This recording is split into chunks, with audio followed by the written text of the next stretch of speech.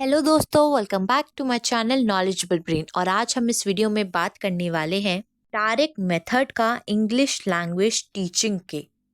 दोस्तों, direct method को conversational method और नेचुरल मेथड भी बोला जाता है, जिसको डेवलप करा था मैक्सिमिलियन बर्टेज ने 1852 से लेकर 1921 में।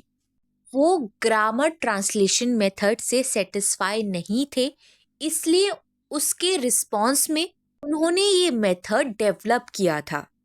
इस मेथड में टारगेट लैंग्वेज को डायरेक्टली मीनिंग से कनेक्ट किया जाता है, बिना उसको ट्रांसलेट किए नेटिव लैंग्वेज में। ये मेथड बिहेवियरिस्ट लर्निंग प्रिंसिपल पर बेस्ड है। स्टूडेंट की अटेंशन बनाए रखता है। स्टूडेंट इस मेथड में डिस्ट्रैक्ट कम होते हैं। ये मेथड एक इंटरेस्ट, एक इंथुजियाज्म, मतलब बच्चों के अंदर एक इच्छा को क्रिएट करता है। इसकी वजह से बच्चे आसानी से इसको समझ पाते हैं, लैंग्वेज को समझ पाते हैं। ये मेथड क्लासरूम में काफ़ी इजीली इम्प्लीमेंट भी किया जा सकता है। अब बात करते हैं टीचर और लर्नर के रोल को इस मेथड के अंदर। इस मेथड में एक्टिविटीज जो है डायरेक्ट अप्लाई की जाती है टीचर्स के द्वारा, जिसकी वजह से बच्चे इंकरेज होते हैं और वो क्लासरूम में एक्टिवली पार्टिसिपेट भी करते हैं। बार बार क्वेश्चंस पूछते हैं और उनकी मिस्टेक्स जो है वो तुरंत जो है करेक्ट की जाती है। ग्रामर ट्रांसलेशन के मेथड जो था उसके कंपैरिजन में यहाँ पर बच्चे ज़्यादा एक्टिव हैं। इस मेथड में सेल्फ करेक्शन को प्रमोट किया जाता है, जिसमें बच्चों की कम्युनिकेशन स्किल इम्प्रूव होती है। अब बात करते हैं इसकी करेक्टरिस्टिक्स की। क्लासरूम के जो इंस्ट्रक्शंस होते हैं वो सिर्फ टारगेट लैंग्वेज में होती है।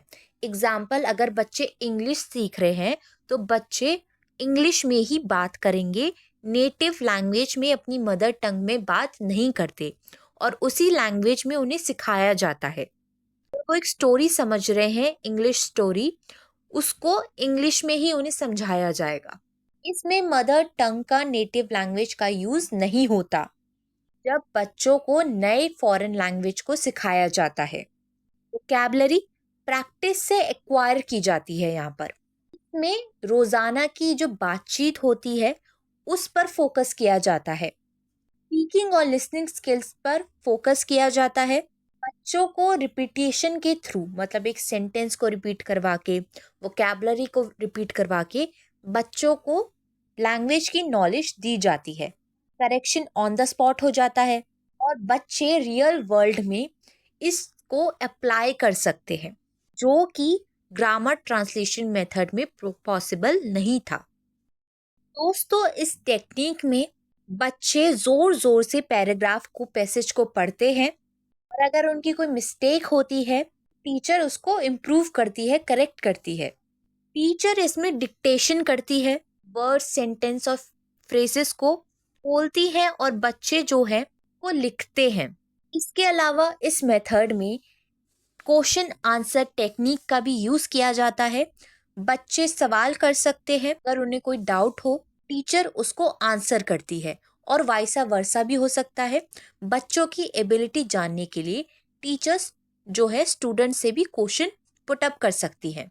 इस मेथड में कन्वर्सेशन प्रैक्टिस होती है। बच्चों को पिक्चर्स दिखाकर, रियल वर्ल्ड के एग्जाम्पल देकर चीज़ों को समझाया जाता है।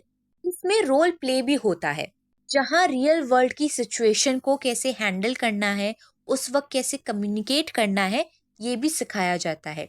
जैसे रेस्टोरेंट में कैसे बात करनी है, डॉक्टर के पास जाके कैसे बात करनी है।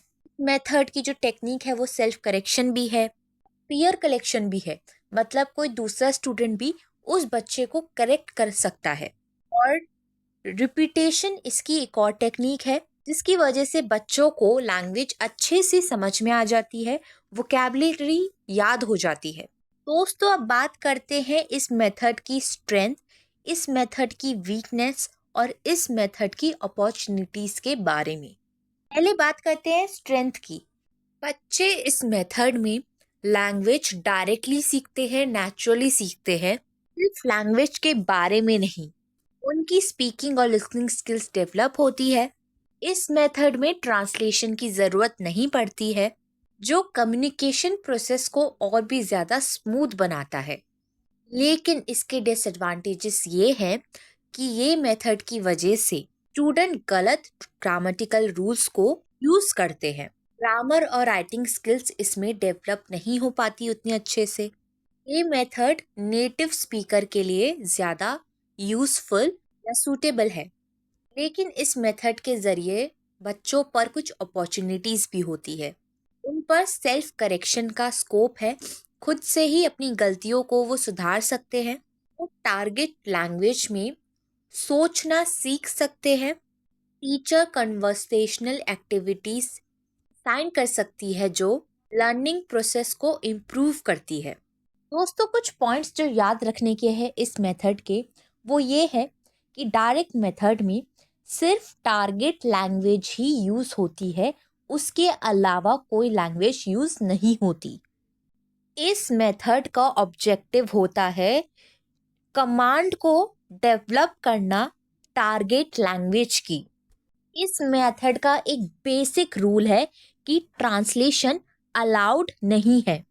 डायरेक्ट मेथड में टीचिंग जो है फॉरेन लैंग्वेजेस की, वो कन्वर्सेशन के थ्रू होती है, बातचीत के थ्रू होती है।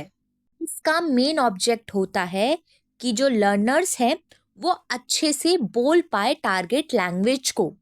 आई होप आपको ये वीडियो समझ में आ गई हो। और वीडियोस देखने के लिए हमारे चैनल को लाइक करें, शेयर करें और सब्सक्राइब करना ना भूलें। अगली बार फिर मिलेंगे एक और नई वीडियो के साथ। Thank you for watching this video.